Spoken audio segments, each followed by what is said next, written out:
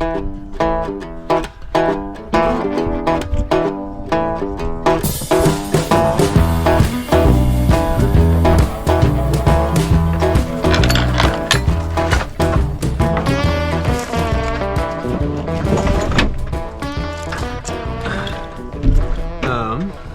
was thinking the other day about my harness, and I think I was talking to somebody on Facebook about you know, when is it time to upgrade to a new harness. I was talking to a friend this week about who's getting into tree climbing, about, you know, what harness should he consider. And I've always said the Notch Sentinel is a great harness because it's such a good, cost-effective pro saddle, right? So there's a lot of them that come with you know, a whole bunch of customization, but they don't always come with loops on them ready to go. And this one does. It's set up really well for SRT. I find it's very comfortable, both in winter and summer. So there's just a lot about it that's good. I always recommend it. It's cost effective.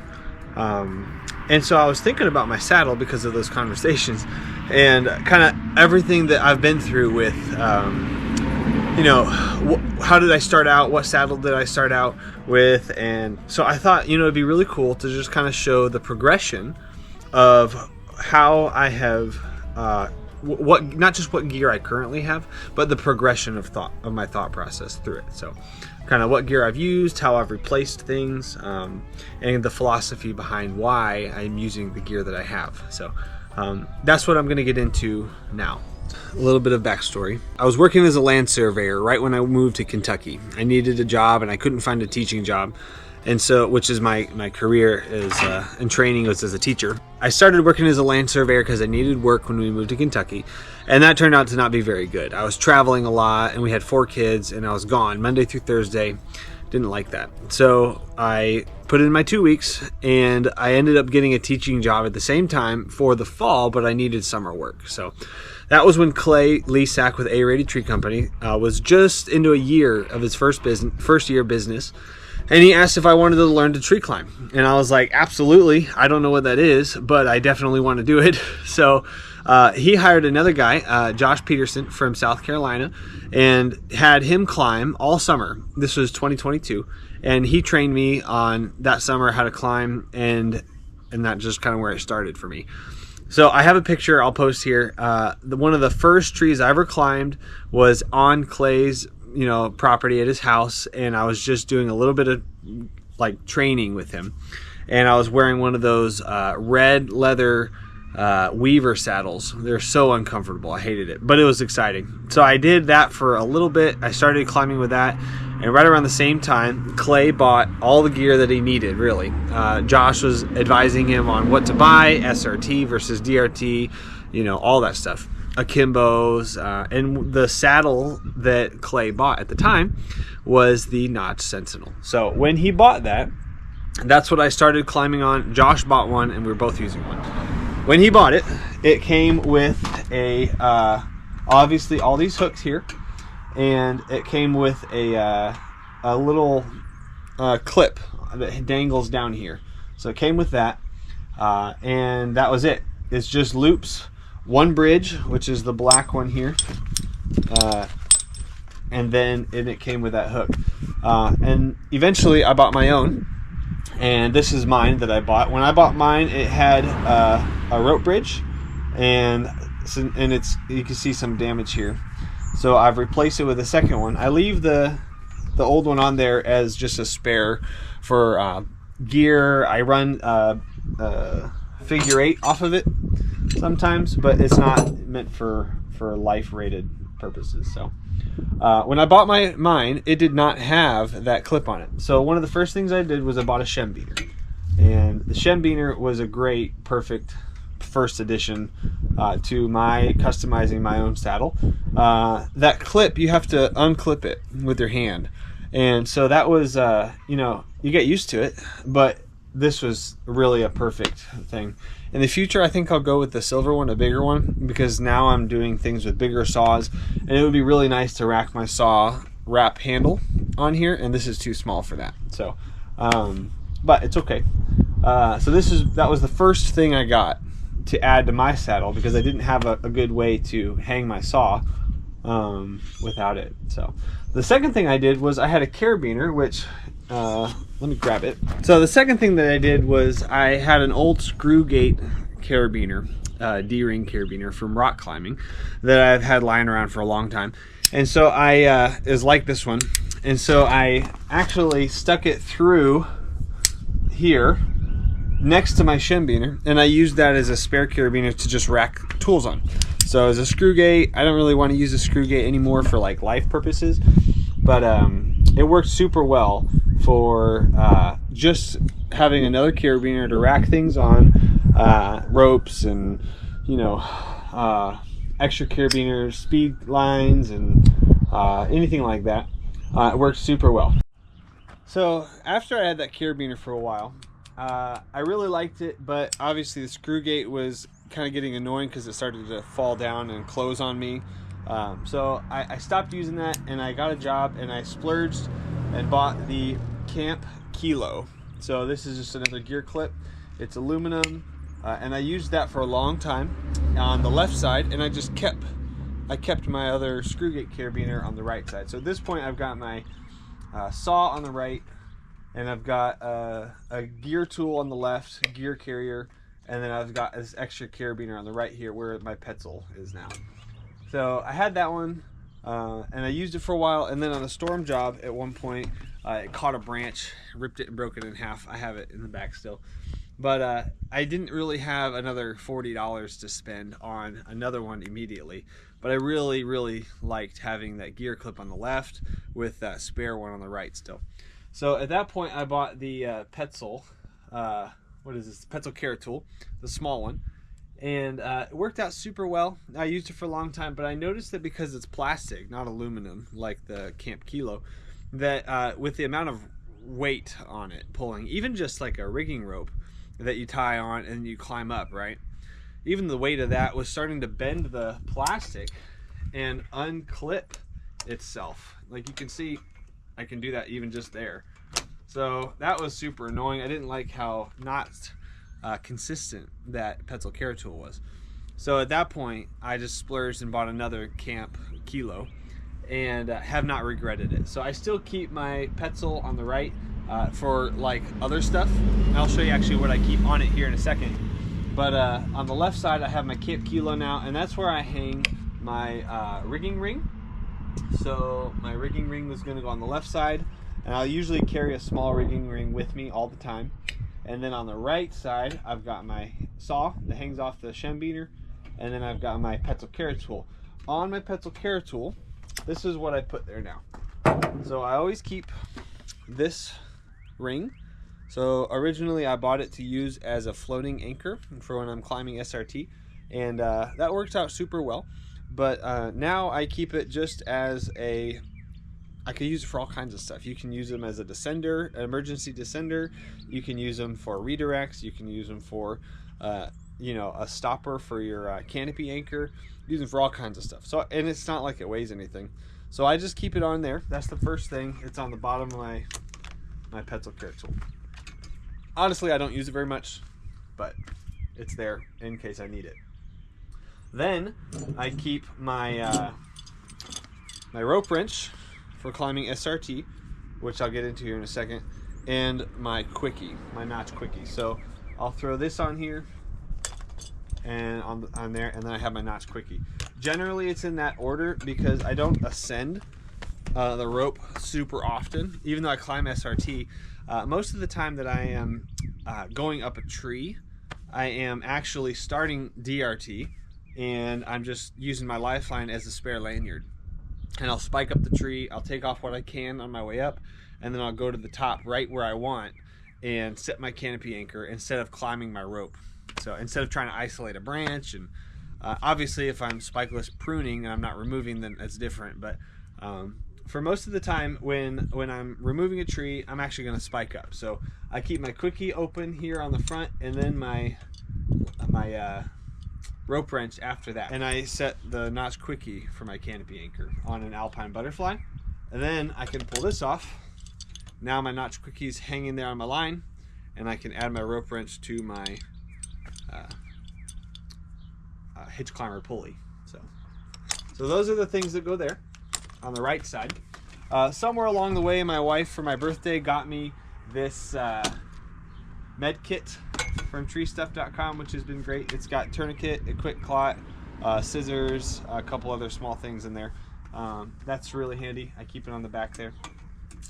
Thank the Lord I've never had to use it, but it's there in case I need it. So at this point now, I've got a little bit of other gear that I would add to what I generally carry every day. So I've got this notch D-ring. This is what I use for my second lanyard. So what I'll do is I have my lanyard, which I'm going to show you here in a second. And my lanyard, you know, it's a rope lanyard, goes around the tree.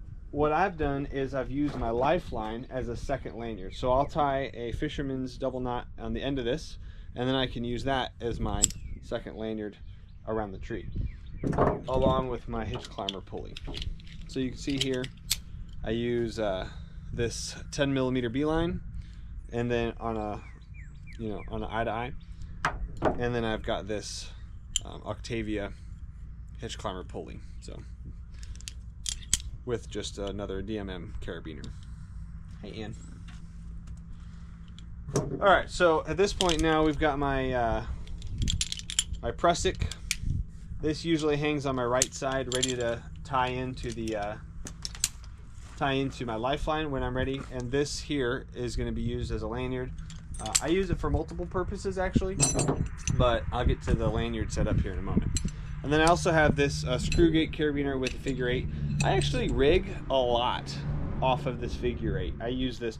I have it as a spare descender in case something ever went wrong, like with my prusik. You know, if my prusik decided to fail on me, if I nicked it, you know, anything like that, and it wasn't safe to climb on anymore, then I always keep this on the back in case I ever need some different way to get down. I could always descend on a figure 8. So, but most of the time I actually just use it for rigging small branches. So there's often times where either I'm working by myself or I'm working with one other guy, and usually Phineas is running my porter wrap for me, and he's on the ground. But every once in a while, it's more efficient for me to quick throw a rigging rope through the figure 8 and rig off of either the branch, you know, with a loop runner, or this second bridge here, and I'll do the rigging and he can manipulate the branch to go exactly where we need it. So that comes in super handy, and I just keep it on the back here on the right. So so now I've got my climbing systems all set up, but I don't have any of my rigging that I have with me all the time. So let me add that now. All right, so that's my climbing equipment that I use for getting in the tree for the rope line, except my lanyard. Let me show you my lanyard, and then we'll get into what rigging gear that I keep on my harness. So my original lanyard that I bought, when I first started climbing for clay, I used the steel core lanyard, and I mean, it's great, there's nothing wrong with them, but I've never really liked them. I never preferred them, and maybe it's just because of my rock climbing history. I just feel, you know, and it might even come down to what I enjoy, I guess, but I feel more comfortable manipulating ropes that are just, you know, able to tie knots and all that kind of stuff. I feel better with that than dealing with like a steel core lanyard, and I don't know, you can never tie an alpine butterfly on a steel core lanyard, so I just don't prefer them. Also, they're short.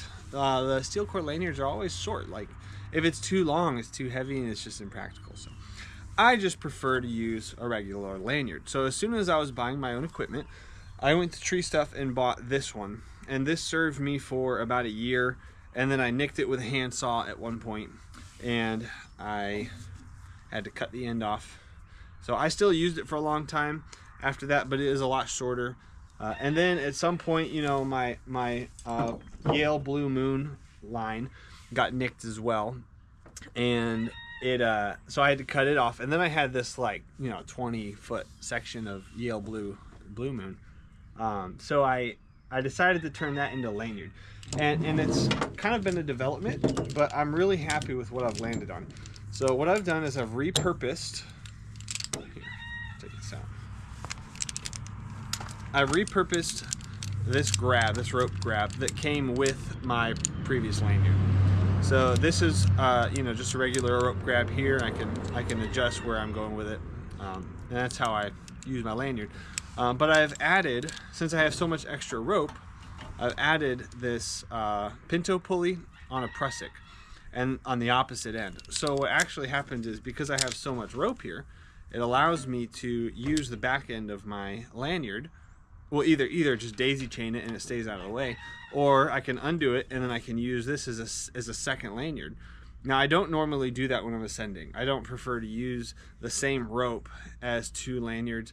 It gets messy right here on the side with these here banging around. So I don't normally use it, not to ascend. I use my lifeline to do that. But once I'm in a tree, usually it's like storm damage is where I find that I use it the most often.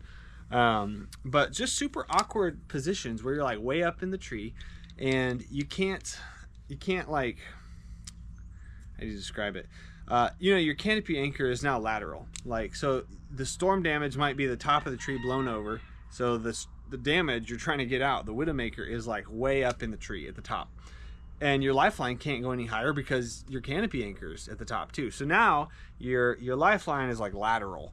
And so what you've got is you've got 2 points that are holding you. You've got your lifeline, which goes this way, and then you've got your lanyard, which also goes lateral, and it's like ripping your waist apart in order to just, you know, position. You got your feet as your third point of contact. It's really nice to have a second lanyard that is holding you in a third spot and kind of centering all that pressure around your waist. I find that that's super handy. So what I do is I have this pinto pulley on a prusik just on the side over here, hanging on a gear loop, okay? It's just hanging here like this.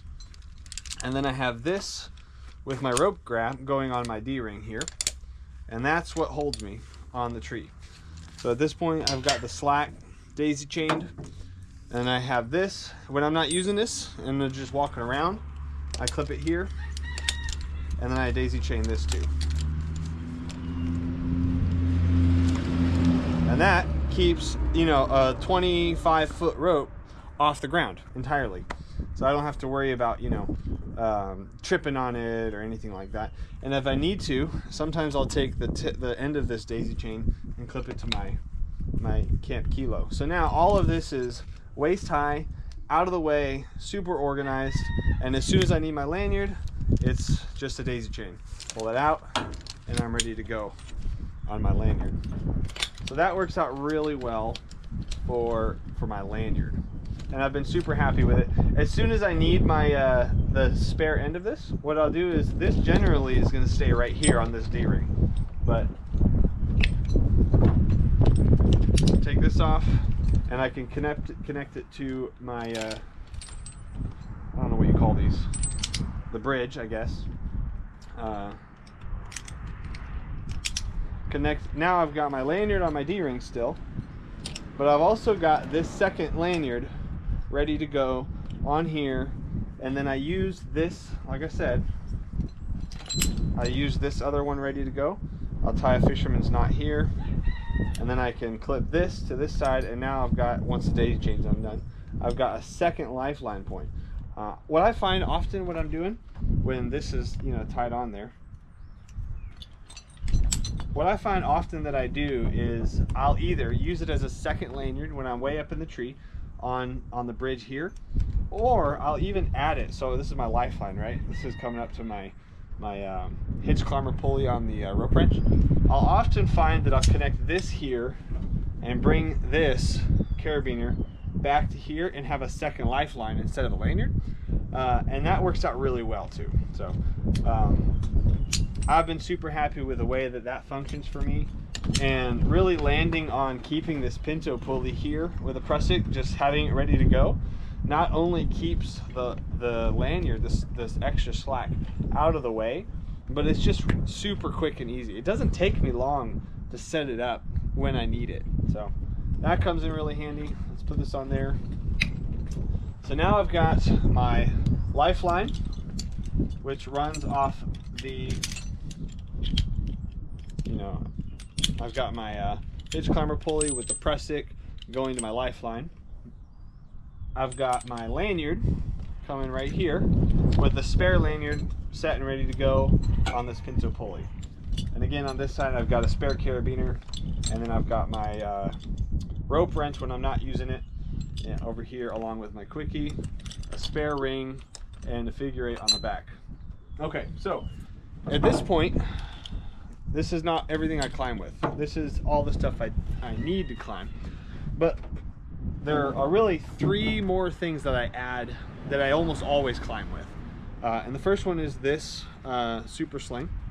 So I actually made this. This is the first rigging ring that I made. You can look it up. I think Poplar Mechanic is the one that has a really phenomenal tutorial on how to do these triple Bremel locks, and it's just, I mean, everybody should be making their own rigging rings, in my opinion, especially if you're starting out and if you have any wits about you and you can follow instructions, then do it. It's going to save you like hundreds of dollars. So that's what I did.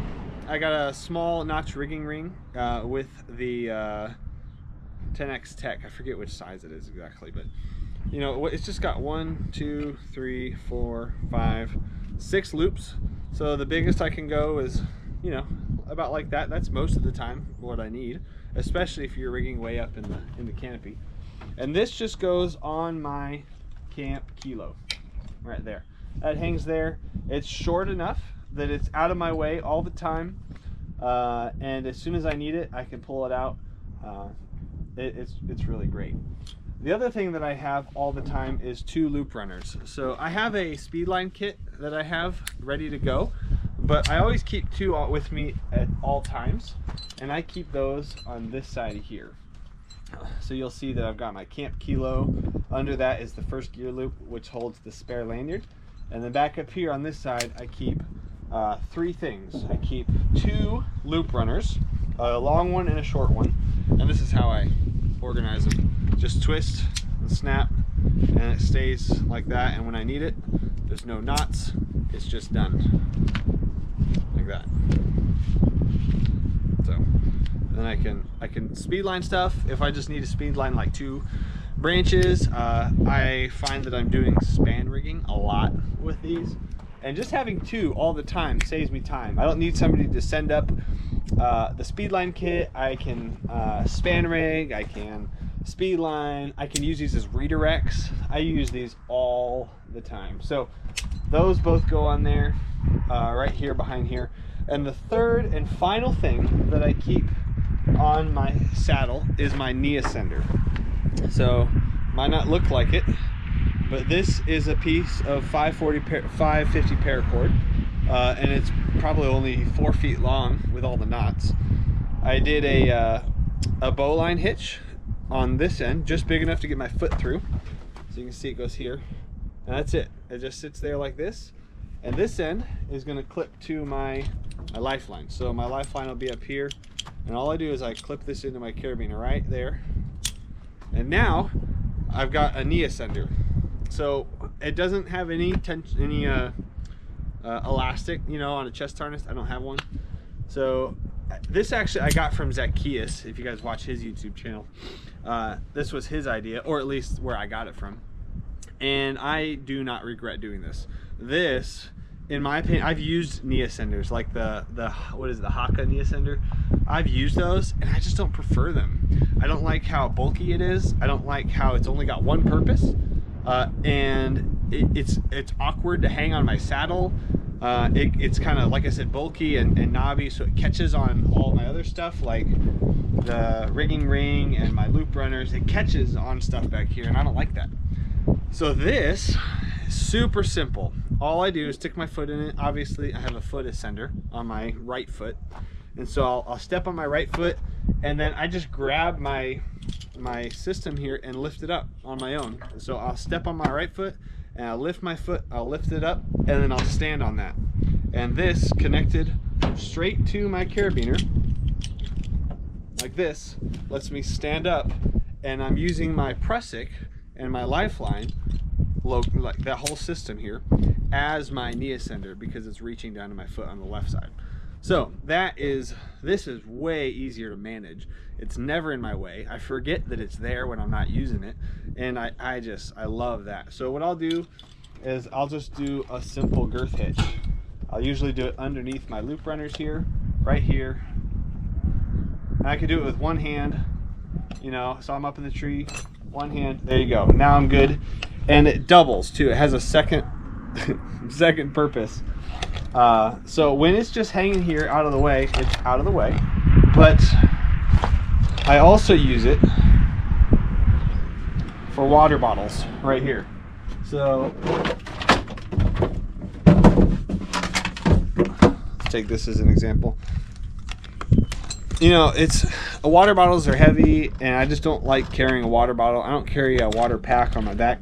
But what I'll do is I'll just have the guy send me up these plastic water bottles, and I'll usually either down the whole thing, or if there's any left, I'll just do a simple hitch on it, right, like this. And it grabs that perfectly. And that stays on my harness, it's out of the way. They can send me another one when I need it. And then I'm getting two purposes out of this tiny, insignificant piece of rope, which has really, it just functions great. I'm super happy with that. So that's my harness. That's really it. That's what it's come down to. It's evolved into this, and this is my system. I'm super happy with you know, where I'm at with it. In the future, I'll probably get a different harness. Everybody says the monkey beaver. I don't know. I'm sure it's good. I've just never tried anything else. So I want to try a different one just to try and see what I think. But you know, I don't know. I've been super happy with the Notch Sentinel. So yeah. All right. Well, thank you for watching. Hopefully that was helpful. I know that in the past, seeing other, you know, what's on my saddle videos have been helpful for me, so I hope this was helpful for you.